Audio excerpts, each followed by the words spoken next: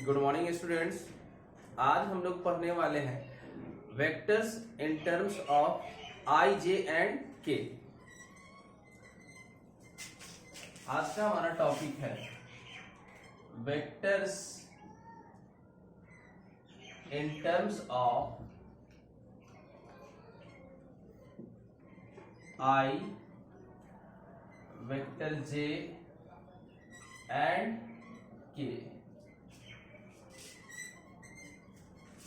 Unit vector तो आप लोग पढ़ चुके हैं। यूनिट वेक्टर ऐसा वेक्टर होता है जिसका मैग्नीट्यूड 1 के बराबर होता है और यूनिट वेक्टर का काम होता है डायरेक्शन को इंडिकेट करना। और फिजिक्स में हम लोग डायरेक्शन को बतलाने के लिए generally x axis, y axis और जेड एक्सिस का इस्तेमाल करते हैं। और एक्स एक्सिस को वेक्टर आई या आई कैप से इंडिकेट करते हैं, वाई एक्सिस को जे या जे कैप से इंडिकेट करते हैं और जेड एक्सिस को के से या के कैप से इंडिकेट करते हैं, के से या के कैप से इंडिकेट करते हैं। ठीक है, ये आई या आई कैप क्या है? ये unit vector along positive X axis. J या जे कैप क्या है? Unit vector along positive Y axis. K या K cap unit vector along positive Z axis. और ये यूनिट वेक्टर है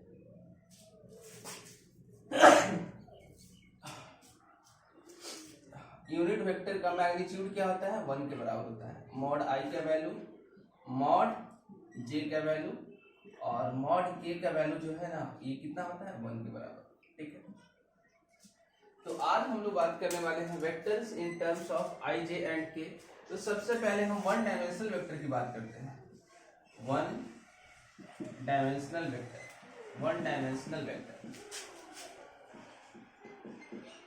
फिर बात करेंगे 2 डायमेंशनल वेक्टर। एग्जाम्पल के लिए ये मान लो दिया हुआ है या ये एक्स एक्सिस है, इस पे एक ब्लॉक रखा हुआ है, इस पे कोई बच्चा फोर्स लगा रहा है। ये फोर्स ऐसे यहाँ दिया हुआ है, ये जो फोर्स है 50 Newton along positive X axis. हमें तो पता है कि वेक्टर के पास मैग्नीट्यूड भी होता है और डायरेक्शन भी होता है। तो आप इसी को आई जे के फॉर्म में कैसे लिख सकते हैं? आप इसी बात को ऐसे लिख सकते हो, F equal to 50 newton vector आई, या इसे आई कैप से भी इंडिकेट कर सकते हैं। तो ये देखिए, ये हमारा मैग्नीट्यूड है, ये 50 न्यूटन क्या है? मैग्नीट्यूड है। और ये क्या है? डायरेक्शन। ये वाला बात और ये वाला बात सेम ही है। ये F इक्वल टू 50 न्यूटन, ये मैग्नीट्यूड, और ये I या इसी को I कैप से इंडिकेट करेंगे। ये क्या बतला रहा है बाबू? डायरेक्शन। ये हमारा मैग्नीट्यूड हुआ और ये क्या हुआ? डायरेक्शन हुआ।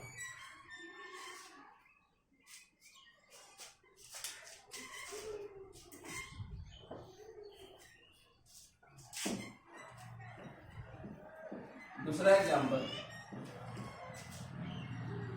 मान लो वेलोसिटी दिया हुआ है v इक्वल टू 20 मीटर पर सेकेंड अलोंग वाई एक्सिस।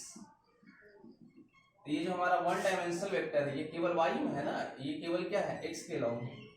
तो ये हमारा मैग्नीट्यूड है और ये क्या है बाबू? डायरेक्शन है। इसी को आई जे के फॉर्म में कैसे लिख सकते हैं?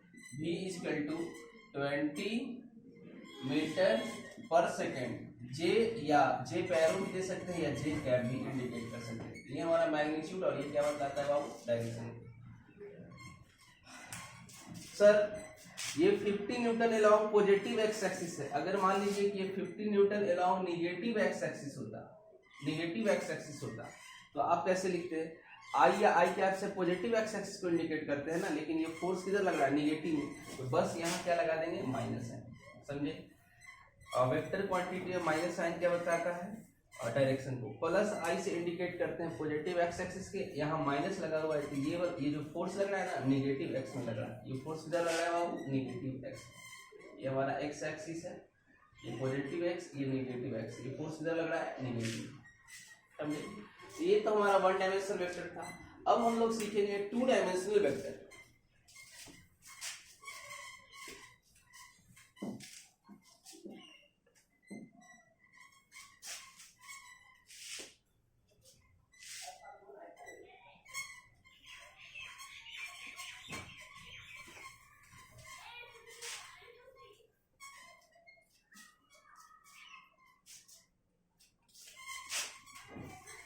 Two dimensional vector, two dimensional vector.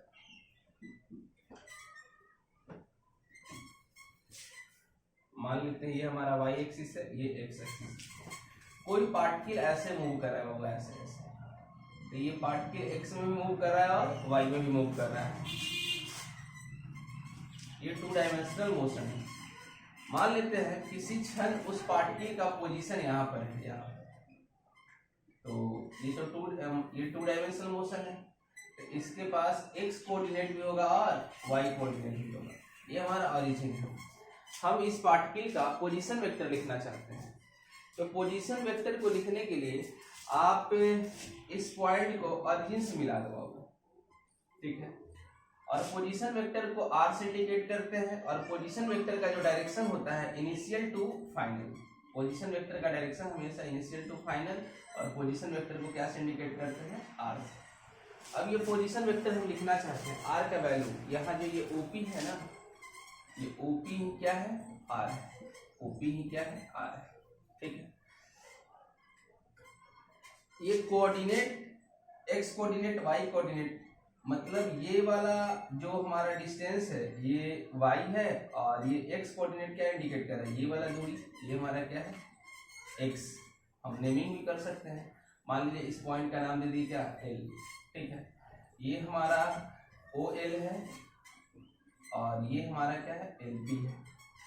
LP का मैग्नीट्यूड क्या है, y है, और OL का मैग्नीट्यूड क्या है, x है। हम यहाँ ट्राइंगल लॉ से, फ्रॉम ट्राइंगल लॉ से बात करते हैं, from triangle law, from triangle law. तो ट्राइंगल लॉ से हम लोग ये बात जानते हैं कि दो वेक्टर का सम तीसरे के बराबर, लेकिन जिस दो वेक्टर का सम करते हैं वो सेम ऑर्डर में होना चाहिए, और जो रिजल्टेंट ये दोनों का होना चाहिए वो अपोजिट ऑर्डर में। तो देखिए, तो ये हमारा OL और ये LP सेम ऑर्डर में है ना, तो वेक्टर OL और वेक्टर LP का जो सम होगा किसके बराबर होगा, OP के बराबर। तो यहाँ ट्राइंगल लॉ से हम लिख सकते हैं कि OP equal to vector OL और प्लस क्या, LP, ठीक है। और OP को ही हम क्या एज्यूम किए हैं, R, ये हमारा क्या हुआ, R, और OL का मैग्नीट्यूड क्या है, X, और x एक्सिस क्या से इंडिकेट करते हैं, I से या I कैप से, तो OL को हम लिख सकते हैं XI, ये मैग्नीट्यूड, और ये क्या बता रहा है, डायरेक्शन, OL का डायरेक्शन किधर है, X। LP को क्या लिख सकते हैं, YJ, समझे। तो ये हमारा पोजीशन वेक्टर हो गया, इसी को क्या बोलते हैं, पोजीशन वेक्टर। ये हमारा क्या हुआ, पोजीशन वेक्टर। अब हम इस पोजीशन वेक्टर का मैग्नीट्यूड और डायरेक्शन निकालना चाहते हैं, ये पोजीशन वेक्टर का मैग्नीट्यूड और डायरेक्शन। तो अगर इस तरह का फॉर्मेट हो आपके पास, R equal to XI plus YJ, ये हमारा x कंपोनेंट है, ये हमारा क्या है, y कंपोनेंट है। तो मैग्नीट्यूड निकालने के लिए मॉड गिव्स मैग्नीट्यूड, दोनों साइड मॉड लगाएंगे, ये जो पोजीशन वेक्टर इसमें मॉड लगा दिए, और RHS साइड भी हम मॉड लगा देंगे, ये XI प्लस YJ। तो अगर इस तरह का फॉर्मेट हो तो RHS साइड हम अंडर रूट ले लेंगे, अंडर रूट, और I के साथ जो होता है वो x कंपोनेंट, और J के साथ है वो क्या है, y कंपोनेंट, x कंपोनेंट का स्क्वायर प्लस y कंपोनेंट का स्क्वायर। ये हमारा क्या निकल गया, magnitude of position vector, magnitude of position vector. आप सिंपल से भी ऐसे ही बात कर सकते हो पाइथागोरस थ्योरम से। ये OP का अगर मैग्नीट्यूड निकालना है, इसका वैल्यू निकालना है, तो ये वाला पता है, ये वाला, तो पाइथागोरस थ्योरम से H equal to under root P square plus B square, है ना। डायरेक्शन, ये जो हमारा पोजीशन वेक्टर है इसका डायरेक्शन निकालना है, मतलब ये एक्स एक्सिस से कितना एंगल बना रहे हैं, यहाँ एज्यूम कर लेते हैं क्या, थीटा, ठीक है। फॉर डायरेक्शन, ये थीटा क्या है, theta equal to angle made by vector R with x axis, ठीक है। तो ये जो ट्रायंगल है हमारा, यहाँ tan थीटा लगाइए, tan थीटा, तो थीटा के सामने P और P के सामने एक जो बच गया B, तो tan थीटा बराबर हमारा क्या होता है फ्रॉम फिगर से, tan theta equal to y by x. तो यहाँ से थीटा इक्वल टू क्या हो जाएगा tan inverse y by x. ये हमारा क्या बतलाएगा बाबू, ये एंगल क्या बतलाएगा, डायरेक्शन। ये क्या बतलाएगा, डायरेक्शन।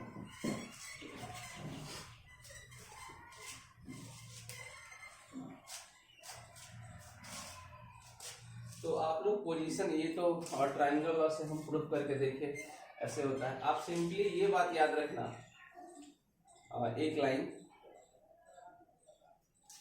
मान लीजिए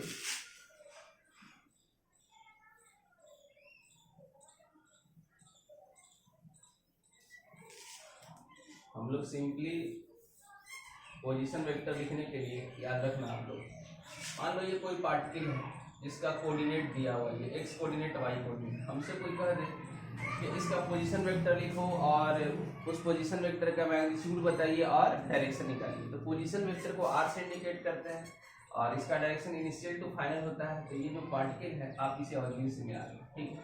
और पोजीशन वेक्टर को आर से इंडिकेट करेंगे, इसका डायरेक्शन किधर से होता है, इनिशियल टू फाइनल। और आर इक्वल टू एक्स के साथ क्या आई लिखेंगे और वाई के साथ क्या जे, ठीक है। ये हमारा क्या हुआ, पोजीशन वेक्टर। ये क्या हुआ, पोजीशन वेक्टर, पोजीशन वेक्टर, ठीक है। अब इस पोजीशन वेक्टर का मैग्नीट्यूड निकालना है, पोजीशन वेक्टर का मैग्नीट्यूड। तो मॉड गिव्स मैग्नीट्यूड, दोनों साइड मॉड लगाएंगे, एलएचएस में मॉड आर और आरएचएस में मॉड लगाएंगे ना, तो आप आरएचएस में अंडर रूट ले लेना और एक्स कंपोनेंट का स्क्वायर प्लस वाई कंपोनेंट, आई के साथ जो टर्म होगा वो एक्स कंपोनेंट होगा, जे के साथ जो टर्म होगा वाई कंपोनेंट, एक्स कंपोनेंट का स्क्वायर प्लस वाई कंपोनेंट का। ये क्या निकल गया हमारा, मैग्नीट्यूड। ये क्या निकल गया, मैग्नीट्यूड ऑफ पोजीशन वेक्टर। अब डायरेक्शन, ये जो पोजीशन वेक्टर है एक्स एक्सिस के साथ कुछ एंगल बना रहा है ना, तो इस एंगल का वैल्यू फाइंड करना है। तो आप डायरेक्ट tan थीटा लगा देना, तो tan थीटा बराबर क्या हो जाएगा, y बाई एक्स। तो theta equal to tan inverse y by x.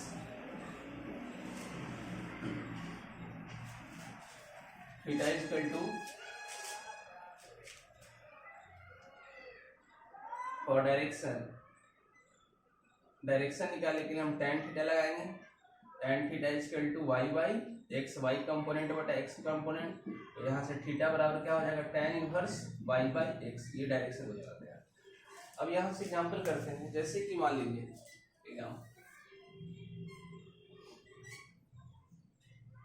ये एक्स एक्सिस है, ये वाई एक्सिस है। कोई पार्टिकल का यहाँ कोऑर्डिनेट दिया हुआ है, मान लीजिए कि ये 3 मीटर दिया हुआ है और ये क्या दिया हुआ है, 4 मीटर, समझे। हमसे कोई कह रहा है कि ये पार्टिकल का पोजीशन वेक्टर है, आप इसे क्या करो, ऑरिजिन से मिला दो, ठीक है। पोजीशन वेक्टर को क्या से इंडिकेट करते हैं, आर से। तो आर बराबर क्या लिखेंगे, आर इक्वल टू, ये हमारा एक्स कंपोनेंट है ना, तो 3 मीटर आई, और ये हमारा वाई कंपोनेंट 4 मीटर जी। ये हमारा क्या हो गया बाबू, पोजीशन वेक्टर। ये क्या हुआ, पोजीशन वेक्टर। अब इस पोजीशन वेक्टर का मैग्नीट्यूड निकालना है, क्या निकालना है, मैग्नीट्यूड। तो मॉड लगा देंगे, ये हमारा जो मॉड आर का जो वैल्यू होगा, आरएचएस साइड अंडर रूट लेंगे और एक्स कंपोनेंट का स्क्वायर प्लस वाई कंपोनेंट का स्क्वायर, 3 मीटर का होल स्क्वायर प्लस 4 मीटर का होल स्क्वायर। तो ये 9 मीटर स्क्वायर, ये 16 मीटर स्क्वायर, ये कितना हो जाएगा हमारा, ये 5 मीटर। तो ये तो पोजीशन वेक्टर हुआ, पोजीशन वेक्टर का मैग्नीट्यूड। अगर डायरेक्शन इसका निकालना है, इसका अगर डायरेक्शन निकालना है तो इसमें क्या लगा दो बाबू, tan थीटा। ये जो पोजीशन वेक्टर है ये कुछ एंगल बना रहा है ना एक्स के साथ, यहाँ tan थीटा। तो tan थीटा बराबर वाई कंपोनेंट बटा एक्स कंपोनेंट। तो ये वाई कंपोनेंट कितना है, 4 मीटर, एक्स कंपोनेंट कितना है 3 मीटर, 4 मीटर बटा 3 मीटर, मीटर कैंसिल, तो ये कितना हो जाएगा 4/3। यहाँ से थीटा इक्वल टू कितना हो जाएगा बाबू, tan इनवर्स 4/3, और tan इनवर्स 4/3 का वैल्यू कितना होता है 53, ठीक है। तो ये इस पार्टिकल का पोजीशन वेक्टर हुआ, ये मैग्नीट्यूड हुआ, और ये क्या है बाबू, डायरेक्शन।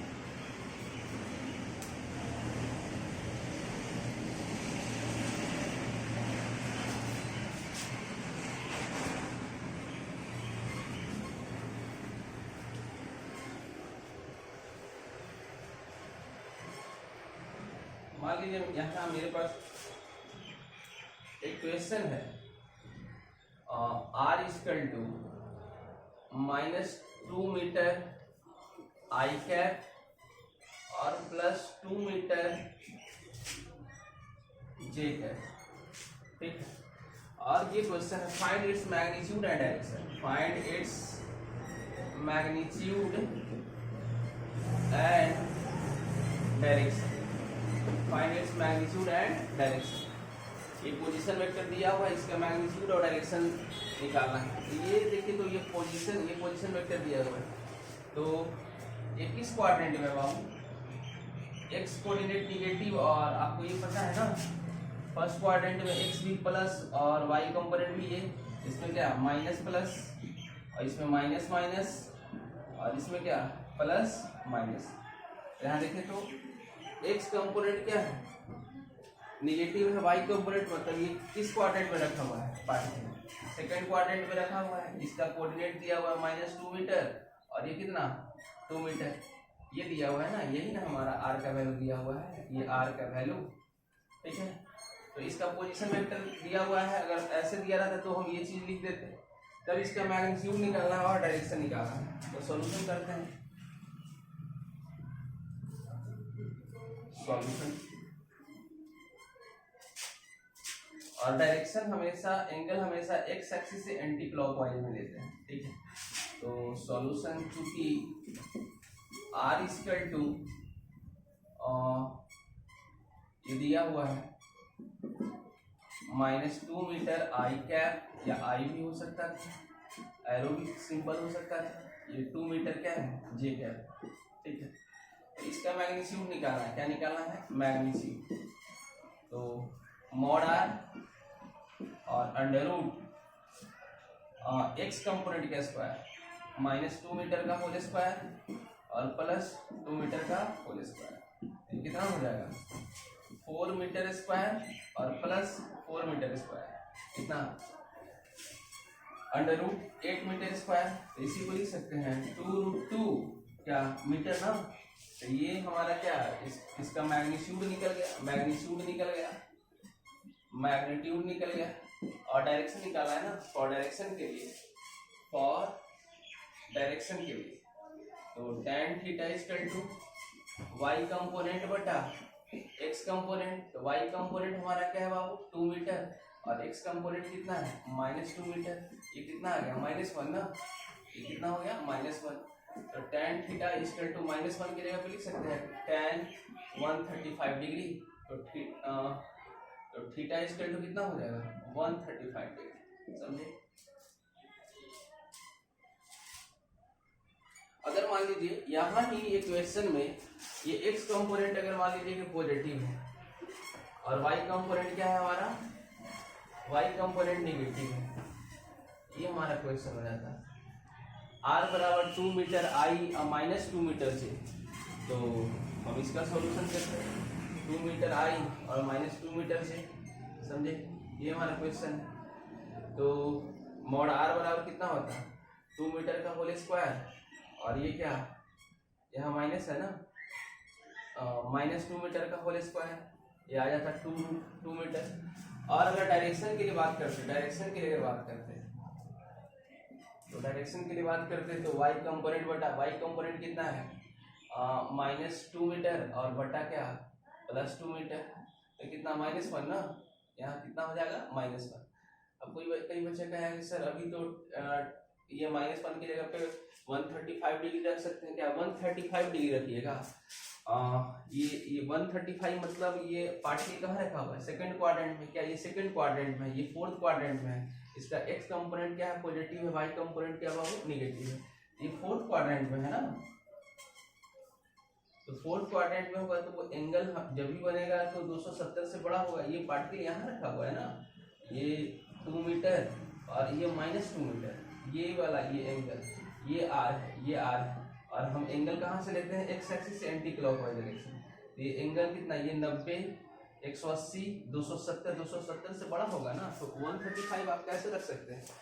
तो इसका जो वैल्यू होगा tan थीटा का वैल्यू हो जाएगा, यहाँ हम 315 रखेंगे tan 315 डिग्री। तो यहाँ थीटा का वैल्यू कितना हो जाएगा 315 डिग्री, समझे।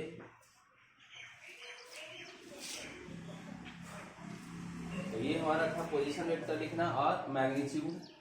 हाँ एक बात और मान लीजिए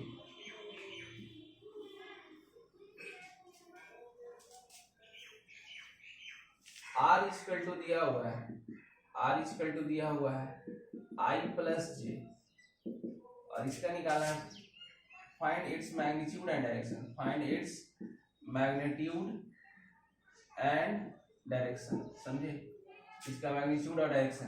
तो सॉल्यूशन करते हैं।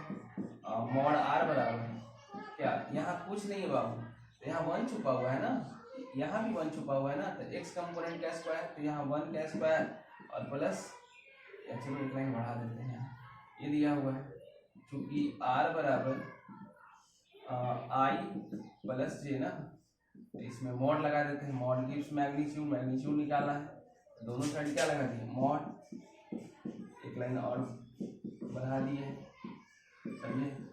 तो मॉड R का वैल्यू क्या, x कंपोनेंट, यहाँ x कंपोनेंट का, यहाँ कुछ नहीं तो 1 है ना, 1 छुपा हुआ है ना, यहाँ भी 1 है ना, तो 1 का स्क्वायर, तो कितना हो जाएगा √2। तो ऐसे याद रखिएगा, I प्लस जे का मैग्नीट्यूड जो होता है ना √2 होता है, I प्लस जे का मैग्नीट्यूड क्या होता है √2 होता है। तो उम्मीद करते हैं कि आप लोगों को ये वीडियो अच्छा लगा होगा। हाँ, धन्यवाद।